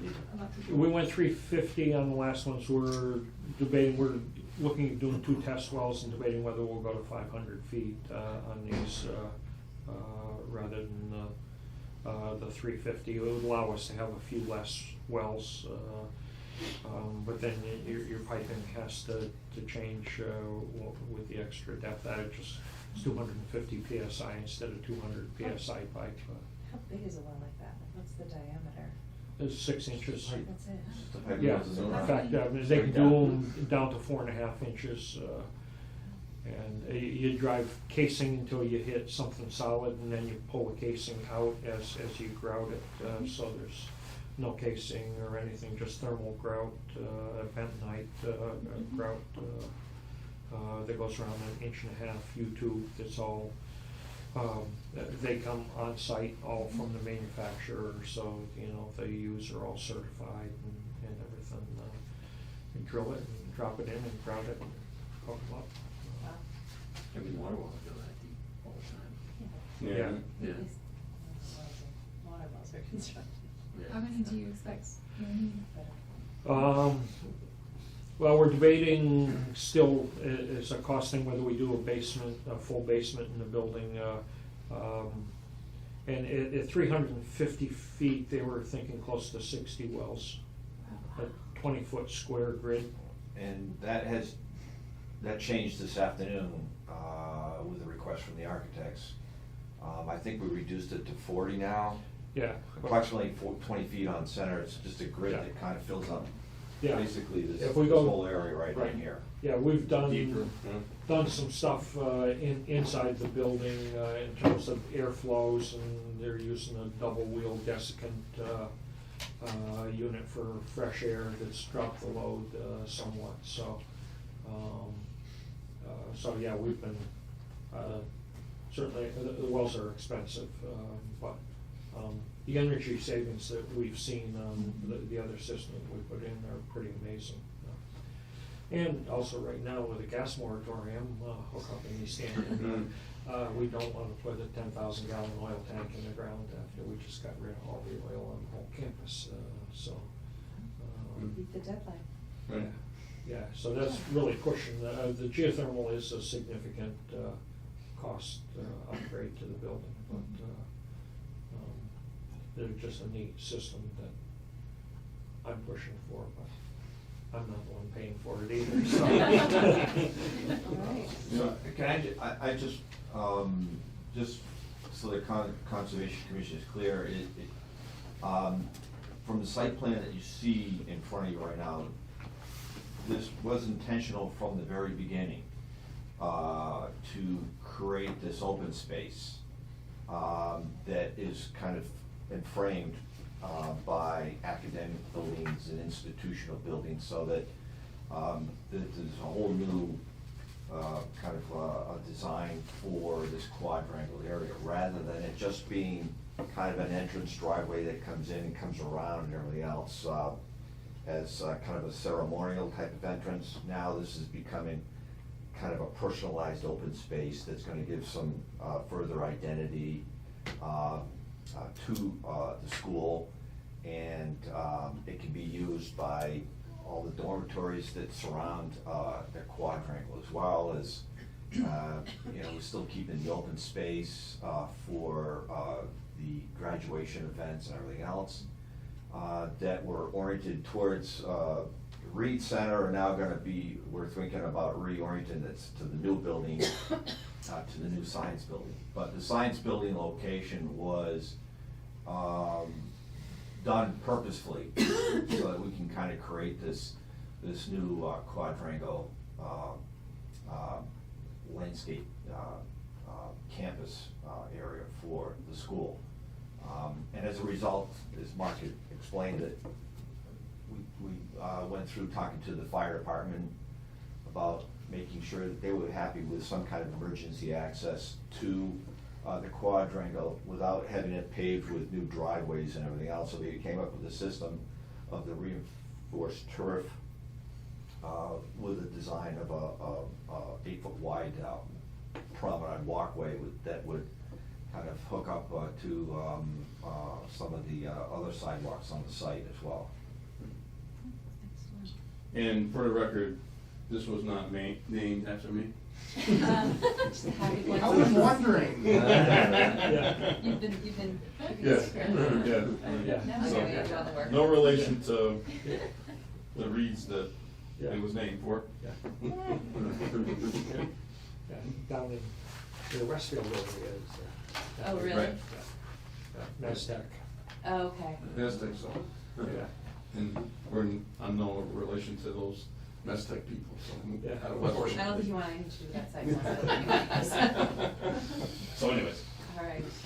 all right, so, Great, thank you for the Yep. heads up, and we look forward to. and we'll work and maybe we'll have a conversation, now that Dan's on board, we can, have a dialogue with Dan Murphy, and that's great that the city has a new engineer, so that's helpful. Yes, yes, Well, it is. For everybody, Really. sure. For everyone concerned, yeah. All right, thank you. We can take it, yes, thank you. Well, you have We smaller versions We of do, this, right? perhaps, yes, Yes, yeah, yeah. or reduced scale.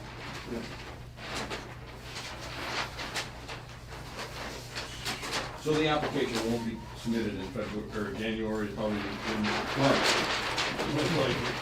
By the time the trustees get done deciding, whether they're gonna move forward with this very costly venture. Right, Jim? The schedule will be posted. Yes. There are no major changes, so. Yep, Yep. all right, thank See you. you when you Okay. get ready. Yep. Thanks a lot. Thank you. Okay. So, going back up, there's no new news on enforcement actions. Great. You have snow day. I'm so Yep, done with I guess the only comment I'll make, David Boyle requested that we work with him on the enforcement order under Great. D. Yep. So we will be working with him on Okay, applying with great. that You mentioned a enforcement few order. things that would delay his Yes, he- additional input until January. We Correct. received that message, so. Correct. So that's, but he's requested that Okay, we get involved with that, and we are going to do that on his behalf. great. Okay. Any compliance thoughts, or? I don't think so. We'll think of something just as soon as you walk out the How door. about that? Yeah, no, yeah, Yeah. always the It's fact, so. easy. All right. Thanks, Have a Mark. nice, Merry Christmas to all, and You too. Happy New Year, and see you next Yeah, we'll year. See you next year. Yeah. Okay. Hey, wait. Okay, so are there any, updates regarding the orchard? So she sent the pricing, so I was just gonna take that and start putting a CPA application together, Okay, right? great. I still have to get a pruning quote. She still knew the name of their pruner who was out at the orchard, but they didn't know his number. And he was like, come on over and ask him, and I couldn't do that, so working on tracking down, unless Okay, anybody so I'll wait knows. until you get all the final numbers Yeah. together. Okay. Rodney Dupree in Southern Vermont, that's the only information you can give me. And Anyone so, know? Mark, part of, conservation property that the city acquired, on Park Hill, where all the orchards are, is, a long neglected portion of orchard that has mostly diseased, dead, dying trees, or apple trees, and so we're trying to maintain momentum in addressing it with some of those open space funds that were part of that project, and Very nice. yeah, and there will be an RDA or similar for some of the work in buffer zone, but we're hoping to use CPA money for part of it too. Good. Yeah. You're looking at Rodney. Yeah, just looking I'm to just see if jotting something down popped what up. Jessica Yeah, I said, couldn't cause I find can it. never remember stuff about the orchard. Ask me interested, no, that's not him. What? No, let's just look up the guy's name, just. Got my attention. I may call another orchard. So what are the invasive species of concern in there, actually? Probably multiflora rose. Oh, yeah. What else is there? I think there's some That Japanese rose? knotweed on the edges. Really? I'd see not, I Maybe don't I'm remember not seeing sure. that. Maybe barber? Oh, It could be barberry, and bittersweet? Probably Yeah, probably bittersweet. bittersweet, yeah. What invasive species are not on the booth? Japanese. Probably bamboo. Japanese Is that knotweed. nice? Japanese bamboo. Lemon cuspidata, false bamboo. You see, like, if you drive along and if you look or paddle along a river and you look up, it's like the entire, The whole floodplain. yeah, it, like the stem looks like, it grows very tall.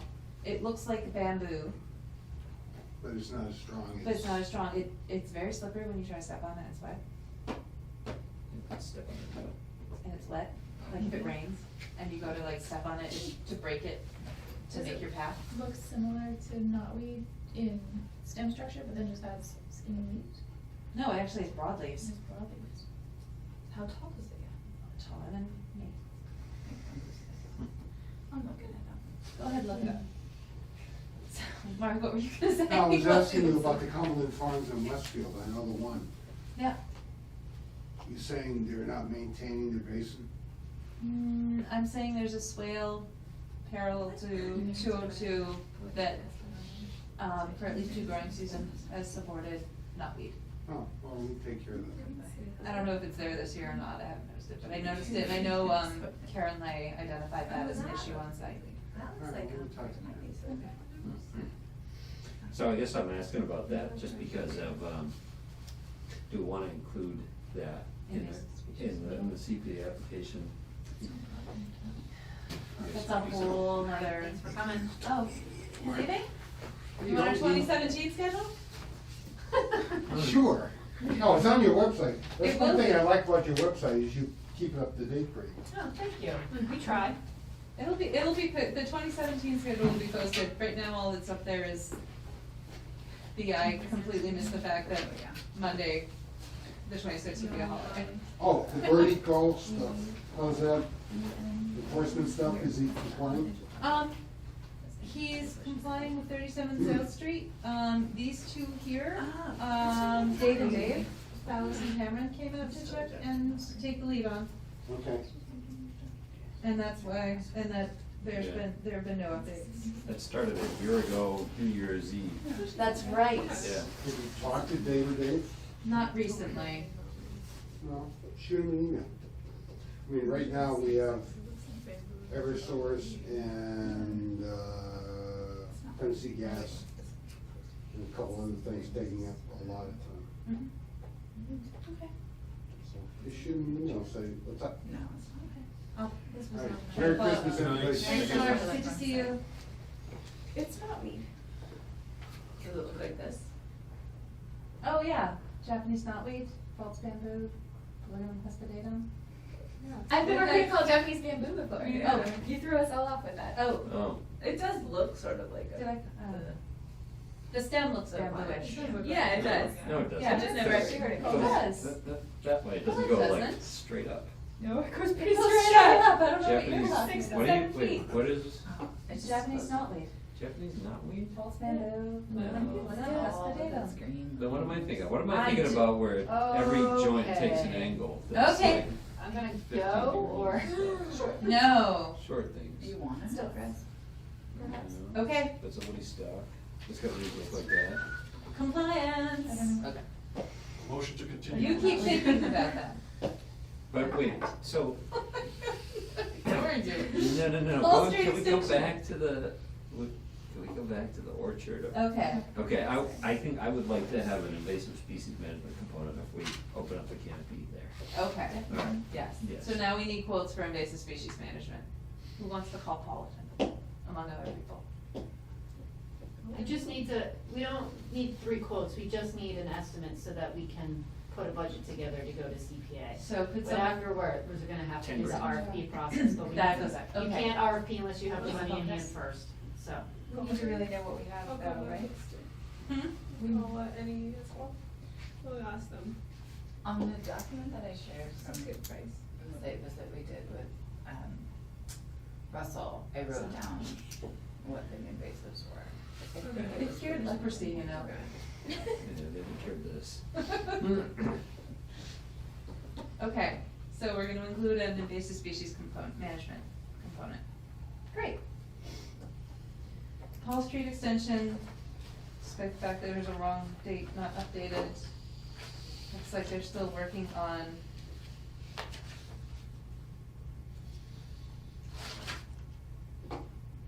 sufficient siding and trim.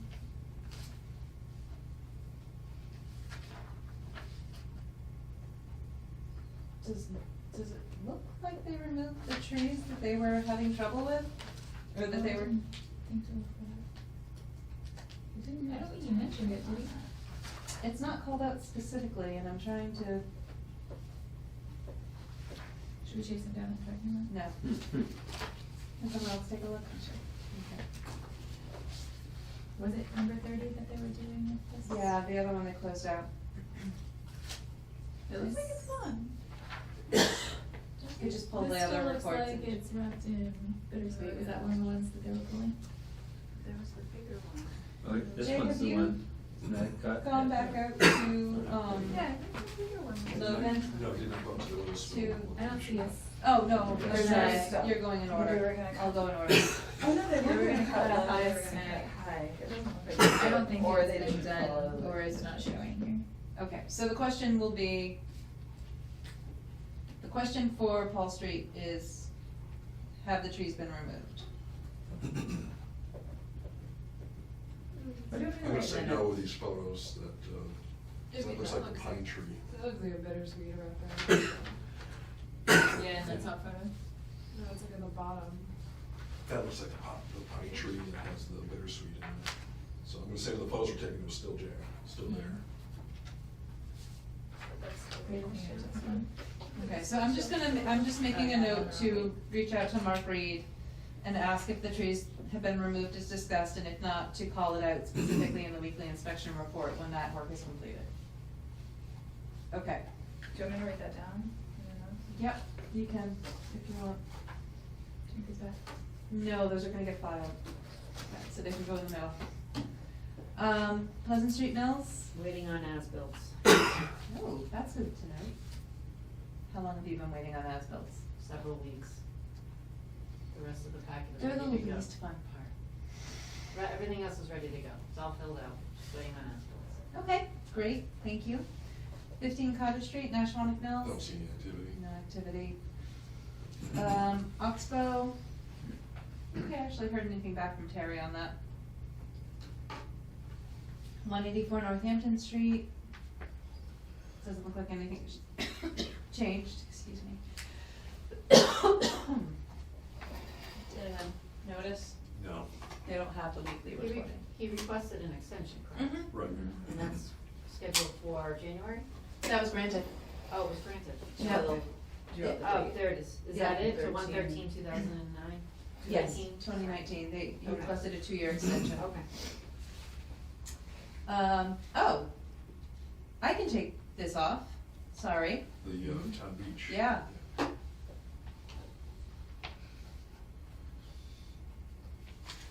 Has it been recorded? Can't remember if that's come through. I gave it to the National Pond Committee to file, so. Okay. Can you make a note of that in the minutes, that the original certificate of compliance was, Do you want me to- So it's not on there anymore as compliance updates, because we closed it out, where do you want it? general General business? business. Do you need the reference for it? It's not, is it on here? It is still on there. Okay. I'll do it. Jess, do we need you for anything else here? I don't know, do you? If you wanna run away, always. You looked at the 2017 schedule and Mm-hmm. good with it? Okay. So if you I'm wanna- sure I missed something though, so. No. I missed the last one. Two.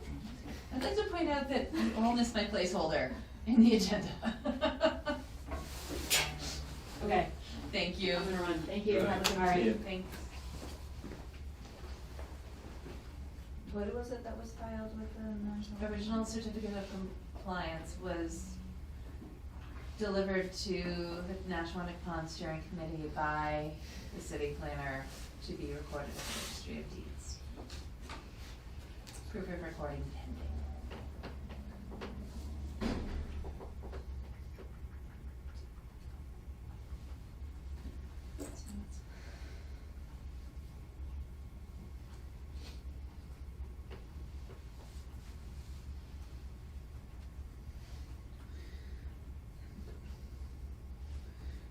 Nice. Did Cody Christmas present?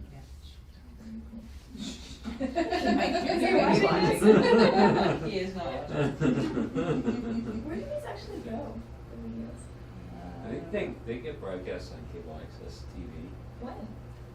Like, I don't know. Like in at the middle of the midnight? night. When no one's So one of watching? our daycare teachers has said that he watches sometimes. Really? I think he's got very small babies.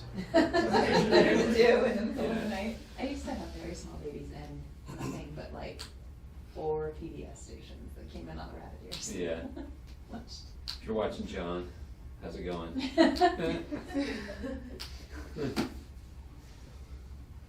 Are we good? Yeah. Okay.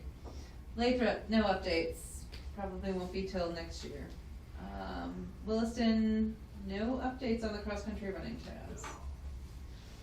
East Hampton, Nashwanik Pond, they're done for the year.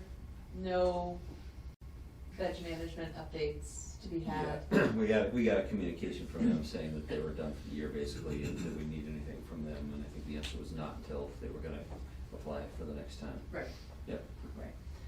Loven, there are 2 updates, December 2nd and December 9th. Starting to build a little roadway, Yep. driveway. So as of December 2nd, they completed the installation of fiber log barriers. They continue cutting trees and, I'm gonna assume stacking, not staking logs and branches into piles. No stumps were removed or any other earthwork performed. So there's some photos here. Jay, and when was the last time you were on site, Jay? When I did the erosion protection inspection, in the pre-planning meeting, so probably 3 weeks ago at this point. Okay. As of December 9th, erosion control barriers, no sign in place, no sign of erosion. Loven Construction started trucking in gravel material for the proposed driveway. Fill material was compacted in place, logs/brush removed in the topsoil removed from fill area and stockpiled on site. What was compacted in place? I was Gravel confused for by the that. driveway. There's photos in there. Yep. New fill that they brought in. Yes. Okay, To yeah, build the gotcha. driveway down, from the road height. The material that they were removing and stockpiling went where we discussed. Or it was last gonna time? go to its final location, they were thinking they would Oh, not that's truck right. it, they were gonna move it right to where it needed to go, so. So that's another question, where, Where did they actually It's, land it's, and they may not have done it yet, well, he said they did it. okay, cause I don't see photos showing. Is this visible from the road now? Yes. Yeah. Maybe I'll finally figure out where on the street this is. It's like very I close looked to and the looked and I haven't Yeah, figured out. it's really not far from the intersection. The intersection of, Route 10. really? Okay.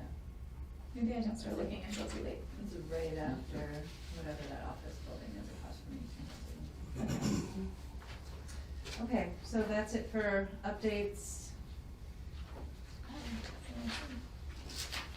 That's dirt.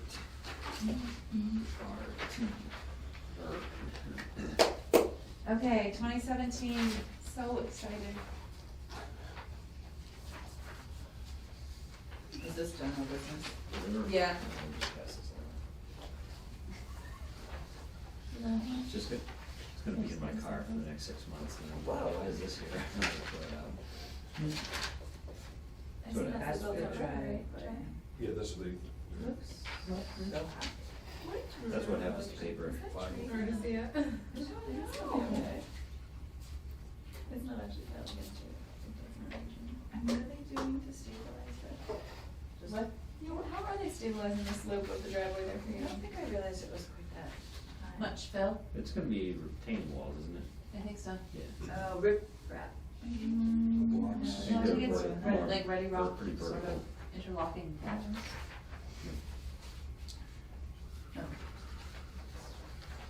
Basically alternative to a wide footprint.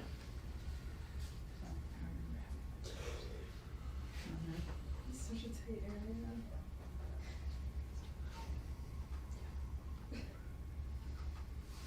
Where are we on this agenda right here? We're good? At the moment? We're almost at the end. So, I went through and pulled together 2017 meeting dates based on second and fourth Mondays. And then the corresponding submittal deadlines and legal ad publication deadlines, which is basically how we post this to the city's website. And there weren't many, exceptions for holidays. I'm trying to think of where they are. Does anyone have a calendar? There was one. We actually, I think there was only 1 month where it landed funny for the actual meeting dates. I think there were 2 spots that was maybe funny. I feel like this is something that Ashley's good at. Mm-hmm. This is something that Ashley is good at. Call her. So I actually wanna pull it out of my bag. Okay. I don't know where they went.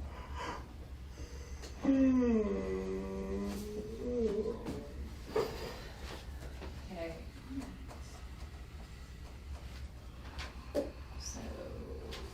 So it's October. October, it's the 3rd and 5th Mondays. Because the 2nd is a holiday. So since there were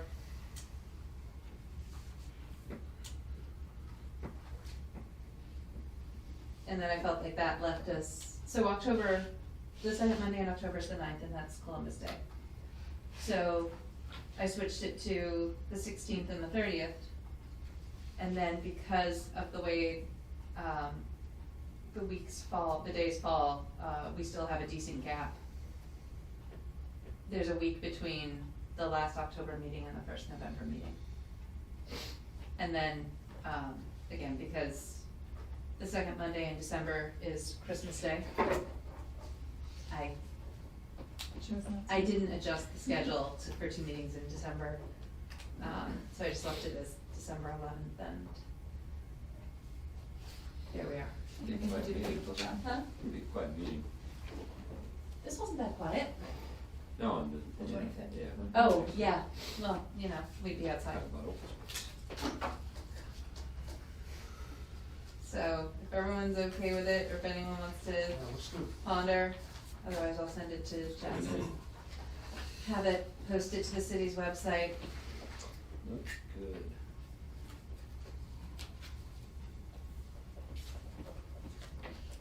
Okay, does anyone wanna read through the meeting minutes? I made a few tweaks, more like elaboration or clarification or. How's that going there, Sheila? Does that make it easier to read? Yes.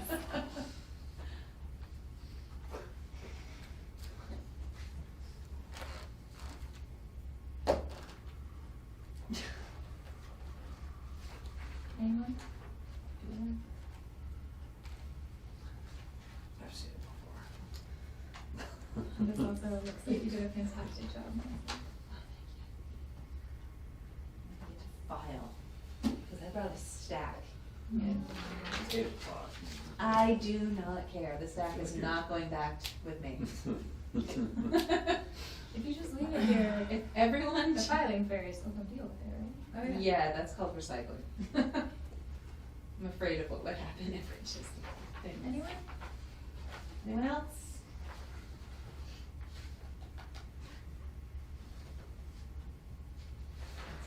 What Isn't is it like that? flapping of wings? Did sound like that. Like It's a the little mouse things. up in the ceiling that, Yeah. It's a weird Creatures cat in the like wall. thing, like a slide it like a panel door. That's hilarious. I move to approve the November 28th meeting minutes. Second. All those in favor? Aye. So moved. Move to adjourn. Second. Is there a second? Oh, we don't have any mail. Oh, that's right, it was locked. All those in favor? Aye. So moved. 8:02. Do, do, do, do, do.